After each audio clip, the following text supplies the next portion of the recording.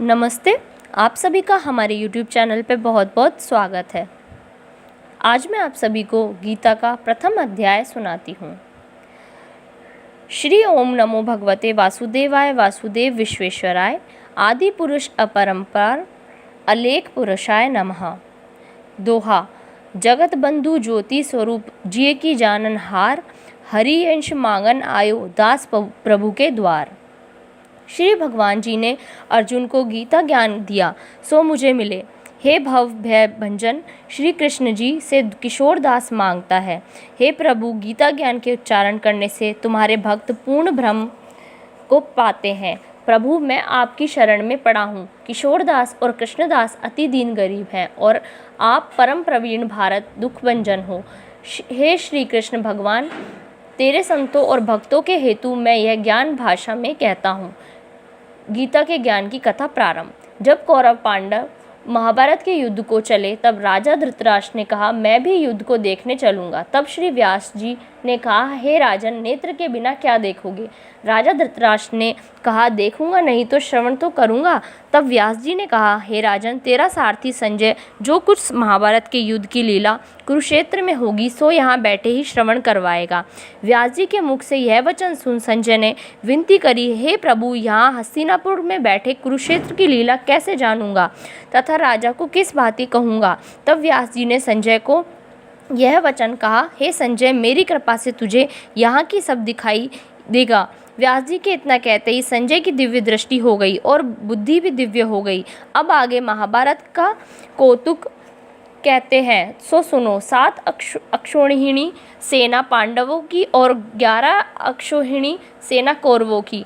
यह दोनों सेनाएं कुरुक्षेत्र में जब एकत्र हुई तब धृतराष्ट्र ने पूछा, हे संजय, धर्म के क्षेत्र कुरुक्षेत्र में युद्ध की इच्छा से एकत्र हुए मेरे और पांडु के पुत्रों ने क्या किया? संजय ने कहा, पांडवों की सेना को व्यूहित देखकर दुर्योधन आचार्य द्रोण के समीप जाकर कहने लगे, हे आचार्य, देखिए, आपके शिष्य बुद्धिमान द्रुपद पुत्र ने पांडवों की बड़ी सेना की कैसी व्यूह रचना की है। इस सेना में अर्जुन, भीम जैसे बड़े बड़े धनुर्धारी वीर, विराट, महारथी, द्रुपद, धृष्टकेतु, चेकितान, बलवान, काशीराज, पुरीजित, कुंती भोज, नरों में श्रेष्ठ श्रव्य, पराक्रमी, युद्धामन्यु, बलवान, उत्तमौजा, अभिमन्यु और द्रौपदी के पुत्र सब के सब महारथी हैं। हे ब्राह्मण श्रेष्ठ, आपके स्मरणार्थ अब मैं अपनी सेना के प्रधान सेनापतियों के नाम बताता हूँ।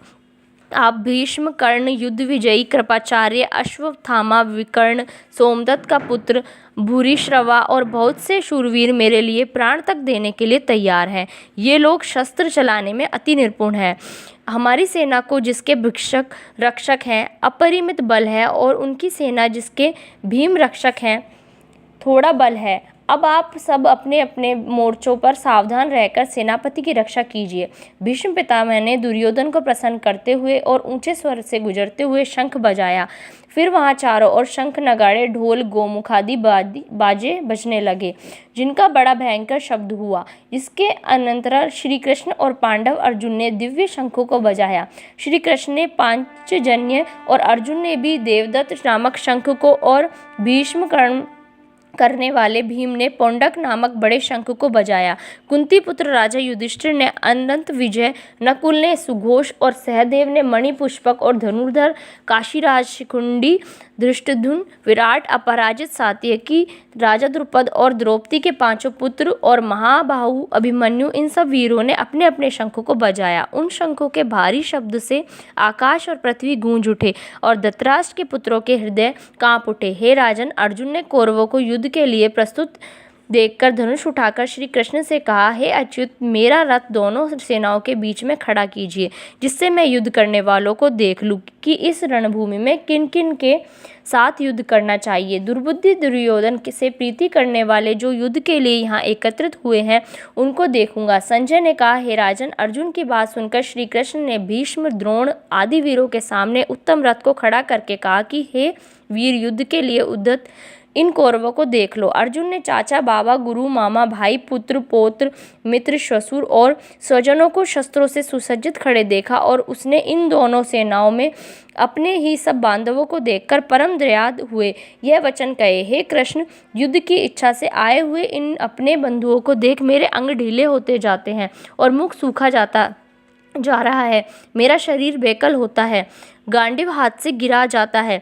हे केशव, मुझ में यहाँ खड़े रहने का सामर्थ्य नहीं है और सब लक्षण मैं उल्टे देख रहा हूँ और संग्राम में अपने स्वजनों का वध करके कोई लाभ नहीं होगा। हे कृष्ण, मैं जीत, राज्य और सुख भी नहीं चाहता हूँ। हे प्रभु, हमको राज्य, भोग तथा जीवन से क्या काम है, क्योंकि जिनके लिए राज्य, भोग और सुख की इच्छा की जाती है वे सब इस युद्ध में प्राण और धन की इच्छा छोड़ मरने को तैयार हैं। और आचार्य, पिता, पुत्र, पितामह, माता, ससुर, पौत्र, साले और संबंधी ये सब मुझे मारे तो भी मैं, हे मधुसूदन, मैं इन्हें मारने की इच्छा नहीं करूँगा। हे जनार्दन, त्रिलोकी के राज्य के लिए भी मैं इन्हें मारना नहीं चाहता, फिर इस पृथ्वी के राज्य के लिए तो कहना ही क्या। हे जनार्दन, धृतराष्ट्र के पुत्रों को मारकर हमारा क्या भला होगा, इसलिए हमें अपने भाई धृतराष्ट्र के पुत्रों को मारना अनुचित है। हे माधव, स्वजनों को मारकर क्या हम सुखी हो सकते हैं? ये सब लोग के वशीभूत हैं और कुल के नाश करने तथा मित्रद्रोह करने में पाप को नहीं देखते। कुल नाश के दोष को जानते हुए भी इस पाताल से क्यों नहीं दूर रहना चाहिए। कुल का नाश होने से कुल के प्राचीन धर्म नष्ट हो जाते हैं, फिर धर्म नाश होने से कुल में पाप बढ़ता है। हे कृष्ण, पाप से कुल की स्त्रियां व्यभिचारिणी होती हैं, जिससे वर्णशंकर संतान उत्पत्ति होती है।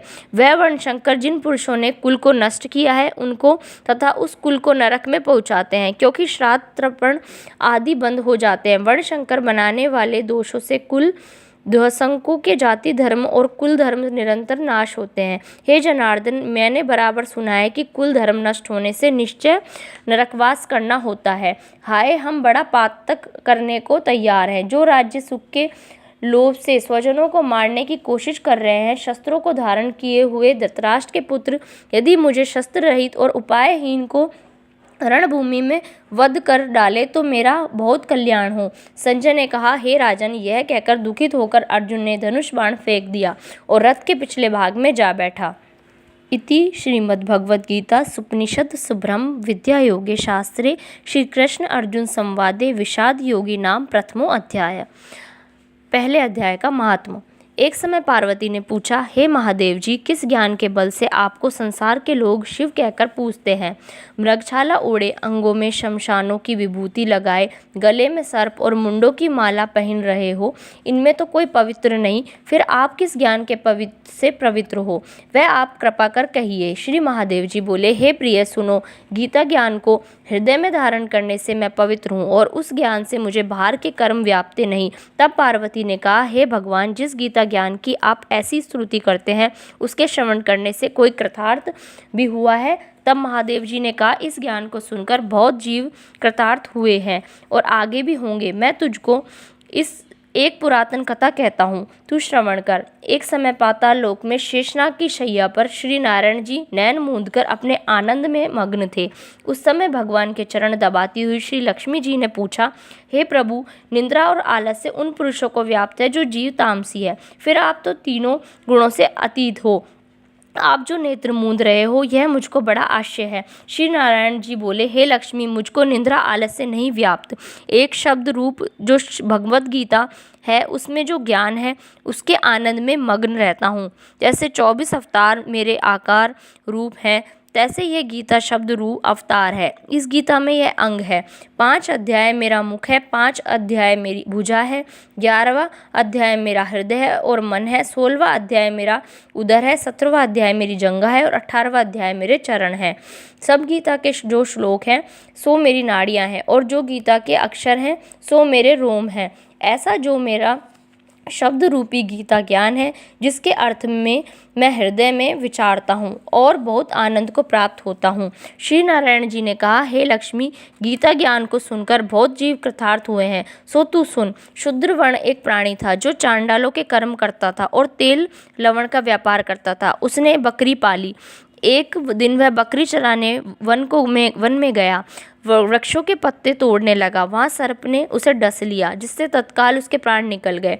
मरकर उसने बहुत नरक भोगे। फिर बैल का जन्म पाया। उस बैल को भिक्षुक ने मोल ले लिया। वह भिक्षुक उस पर चढ़कर सारा दिन मांगता फिरता।